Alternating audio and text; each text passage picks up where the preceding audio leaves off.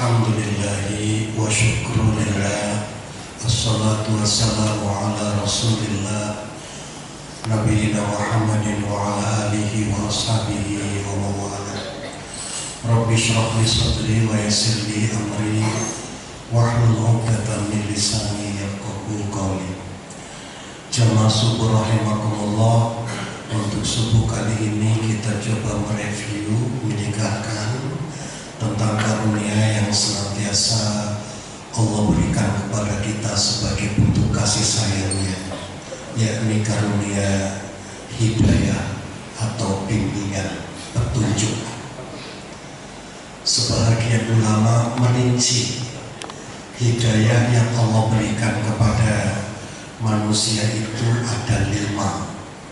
Yang pertama disebut dengan hidayatut tabi'i, petunjuk yang Allah berikan kepada manusia lewat naluri. Ketika seorang ibu melahirkan anak bayinya, ibu itu tidak pernah mengajari kepada anak bayi bagaimana cara menghisap puting susu ibu untuk mendapat asupan ASI. Dan dalam kandungan, bayi juga belum pernah belajar menghisap itu. Tapi ketika dia sudah lahir, lalu kelaparan, dan ibu memasukkan puting susunya, bayi itu langsung bisa menghisap tanpa pernah belajar, tanpa ada yang mengajari. Tidak ada panduannya. Ini namanya petunjuk langsung yang Allah berikan lewat naluri. Yang kedua ada hidayatul hissi, petunjuk yang Allah berikan kepada manusia lewat Allah memberi indera. Kita bisa menikmati indahnya panorama alam karena Allah berikan indera penglihatan. Kita bisa menikmati merdunya suara karena Allah berikan indera pendengaran. Kita bisa menikmati manisnya durian karena Allah berikan indera pencakapan. Begitupun bisa menikmati aroma yang harum karena Allah berikan indera penciuman. Dan indera ini semua juga diberikan oleh Allah gratis, sehingga kita bisa menikmati kehidupan, menikmati alam semesta. Yang ketiga ada hidayatul akli, petunjuk yang Allah berikan lewat akal. Ini nampaknya merupakan keistimewaan bagi manusia. Ya. Dengan akal ini cukup Allah berikan bahan baku, misalnya wal ardo wada'aha lil anam, bumi Allah hamparkan untuk manusia. Maka dengan bahan baku yang bernama bumi, lalu Allah beri akal bisa mengolah bumi untuk menjadi fasilitas pendukung kehidupan manusia, baik fasilitas transportasi, ya, dengan logam-logam yang ada di bumi bisa bikin mobil, motor, pesawat, kapal, sarana akomodasi, bisa bikin masjid, rumah, hotel, gedung, bisa ada sarana komunikasi, HP dan mic. Yang jelas seluruh fasilitas yang diperlukan untuk kita, untuk mendukung kehidupan kita, semua Allah telah siapkan di bumi.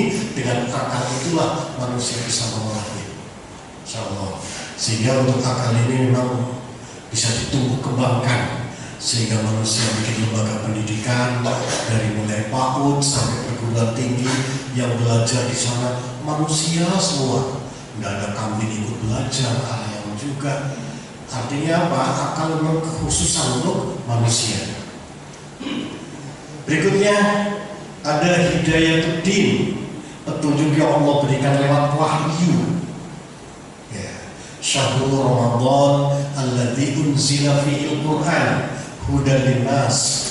Bulan Ramadan adalah bulan saat Quran diturunkan, dan Quran adalah hudan linnas, petunjuk untuk semua manusia. Jadi pada dasarnya Quran didesain oleh Allah untuk menjadi bimbingan semua manusia. Tetapi tidak semua manusia mau menerima bimbingan Quran. Inna hadaina sabil imma syakiran wa imma kafura. Aku beri petunjuk manusia itu jalan lurus. Ada yang menerima, ada yang menolak. Jadi sifatnya la ikroha, sifatnya tidak ada paksaan.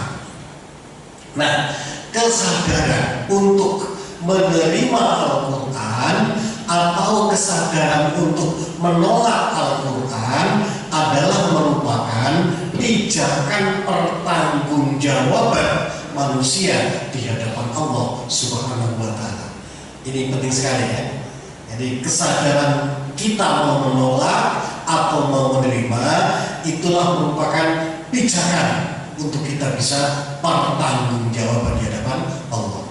Untuk orang yang menerima Quran, Allah katakan, "Faman tabi'a hudaya fala khaufun 'alaihim wa lahum yahzanun." Orang yang menerima hidayah Allah, ujungnya Al-Quran dijamin, la khauf, enggak akan takut, yahzanun, enggak akan sedih. Pokoknya hidup happy, bahagia dunia sampai akhirat. Oke. Nah, untuk orang yang menolak, itu ya kebalikannya. Allah akan melemparkan dia ke jahanam tanpa perlu diproses, nggak perlu ditimbang, pokoknya mulus masuk neraka gitu. Kita baca misalnya dalam Quran surah Al-Kahfi pada ayat ke 103 sampai 106 Allah berfirman, "Qul hal nunabbi'ukum bil akhsarina a'mala."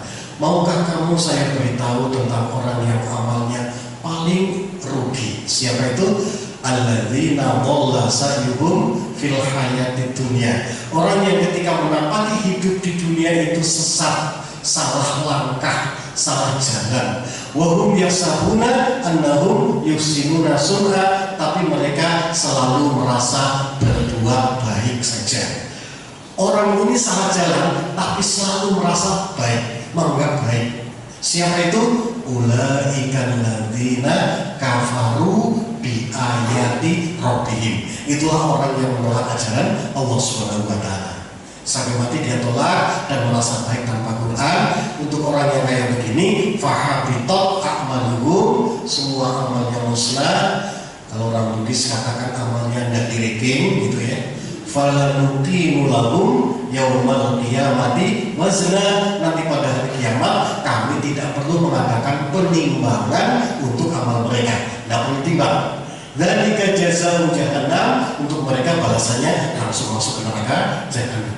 Jadi kami ulang lagi ya, kesadaran untuk menolak Quran atau menerima Quran adalah merupakan pijakan pertanggungjawaban kita di hadapan Allah Subhanahu wa Ta'ala. Saya ini orang Jawa ya.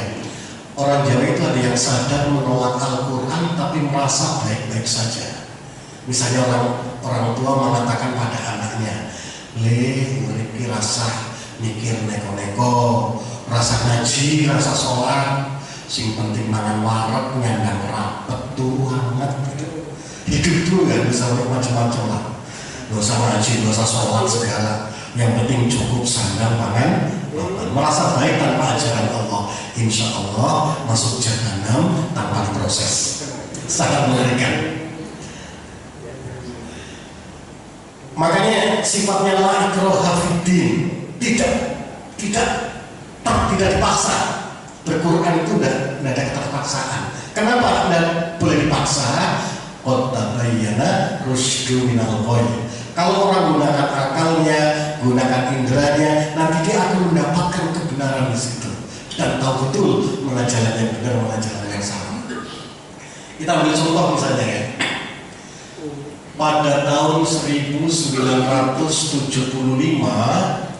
ketika Mumi Fir'aun itu ternyata sudah terkena penyakit kulit jamur ya. Mumi Fir'aun apa namanya itu, tubuhnya atau kulitnya berjamur, sehingga dia harus melakukan perawatan kulit, apa namanya, skincare ya. Fir'aun melakukan skincare. rombongan Fir'aun berangkatlah dari Mesir ke Prancis, diterima dengan meriah karena ini merupakan kunjungan kepala negara purbakala. Tim medis untuk merawat itu dipimpin oleh Profesor Dr. Maurice Basil. Ketika tim telah melakukan perawatan, maka Pak Profesor dibikin kaget karena ada satu unit Fir'aun yang beda dengan Fir'aun yang lain. Fir'aun kan merupakan gelar atau julukan kepala negara. Jadi jumlahnya banyak. Kalau Jogja Hamengkubuwono, kalau Solo Pakubuwono ya begitulah. Nah, satu unit ini dari ujung kepala sampai ujung kaki penuh dengan unsur garam, sehingga diyakini inilah Fir'aun yang hidup semasa Nabi Musa alaihissalam mati tenggelam di laut, sehingga meskipun sudah diawetkan unsur garam tetap melekat di jasadnya. Lalu Pak Profesor penasaran siapa yang melakukan evakuasi. Akhirnya dia geluti literatur ya tentang Mesir kuno, mencari informasi siapa yang melakukan evakuasi. Tidak satupun buku yang memberi informasi tentang itu. Ada fakta yang begini besar, tapi tidak ada narasi yang mengiringinya. Masya Allah. Nah, kalau kita merujuk kepada doa dari Nabi kita, Rasulullah mengajarkan doa, Ya Hayyu Ya Qayyum birahmatika astaghis aslih li sya'ni kullahu wa la takilni ila nafsi tarfata ain. Wahai zat yang hidup, yang mandiri, aslih li sya'ni kullahu, tolong perbaiki urusan saya semuanya. Nah, di akhir doa itu Rasul mengajarkan wala takilni, ya Allah jangan kau serahkan aku ila nafsi, pada diriku torfata ain, meski hanya sekejap mata. Artinya jangan kau biarkan aku dikendalikan oleh pikiranku, dikendalikan oleh perasaanku, dikendalikan oleh keinginanku, sehingga kau tidak menuntun saya, tapi aku dituntun hidup dengan pikiran sendiri, dengan keinginan sendiri, perasaan sendiri, meskipun hanya sekejap mata. Tolong kendalikan diriku, kendalikan pikiranku. Saya orang Jawa ya, di Jawa itu kalau orang tua marah betul kepada anaknya, dia katakan, udah pergi kamu nak, udah sudi lihat batang hidungmu, udah dia godong mau nyuwek, udah dia banyu mau nyauk.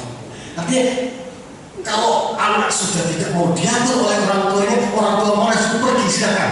Mau jadi jauh kan akan usopek, mau jadi air kan udah ngurus aku. Nah, itu kan orang yang sangat dimarahi sama orang tua.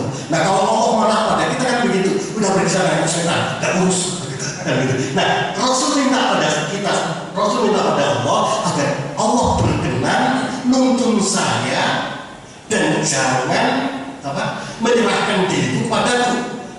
Jangan dibiarkan saya diatur oleh pikiran sendiri, oleh keinginan. Kan wa asam tuhibbu syai'an wa huwa syarrun lakum. Boleh jadi apa yang kita senangi justru yang jelek, kan gitu. Boleh jadi yang kita benci justru yang baik. Tolong ya Allah, bimbing kami seperti itu. Masya Allah. Insya Allah kalau bimbingan itu bisa kita dapatkan, inilah jaminan kehidupan yang luar biasa. Allah menjamin begini. Misalnya dalam surah Al-Maidah ya ayyuhalladzina amanu alaikum anfusakum, wahai orang yang beriman, rawat betul-betul dirimu agar tetap mengikuti Al-Quran. La yadurrukum man dhalla, orang-orang yang sesat tidak mungkin akan bisa membahayakan kamu, mempengaruhi kamu, baik sesat pikiran, sesat keinginan, sesat perilaku, itu tidak akan kamu terpengaruh. Idza tadaitum, kalau kau semua sudah dapat hidayah. Jadi kekuatan terbesar dalam diri kita adalah ketika Allah menurunkan perkenannya untuk membimbing kita setiap saat. Nah, bulan Ramadan adalah bulan yang yang kita inginkan ya, la'alakum tattaqun, agar kita bertakwa. dengan apa yang benar, insya Allah Allah akan membimbing, dan itulah kekuatan yang luar biasa yang tidak bisa dipengaruhi oleh apapun, yang akan menyelamatkan dunia akhirat. Assalamualaikum warahmatullahi wabarakatuh.